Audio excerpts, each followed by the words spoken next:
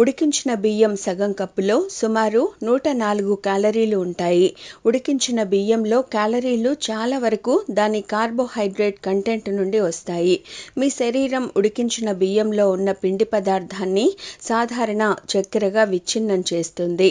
కాలేయం, కండరాలు, మెదడు, ఇతర కణజాలాలకు ఇంధనం ఇవ్వడానికి చక్కెరను ఉపయోగిస్తుంది. బ్రౌన్ రైస్లో ఫైబర్ అనే ప్రత్యేకమైన కార్బోహైడ్రేట్ కూడా ఉంది. ఇది హృదయ సంబంధ వ్యాధుల నుండి రక్షణను అందిస్తుంది. ఉడికించిన బియ్యంలో సెలీనియం, మాంగనీస్ ఉంటాయి. ఈ రెండు ఖనిజాలు మంచి ఆరోగ్యం కోసం మీకు అవసరమైన ఎంజైమ్లను సక్రియం చేస్తాయి. సెలీనియం ఆధారిత ఎంజైమ్ల థైరాయిడ్ గ్రంథి, రక్తనాళాల పనితీరును మెరుగుపరుస్తాయి. ఇలాంటి మరిన్ని విశేషాల కోసం మా ఛానల్ని సబ్స్క్రైబ్ చేసుకోండి.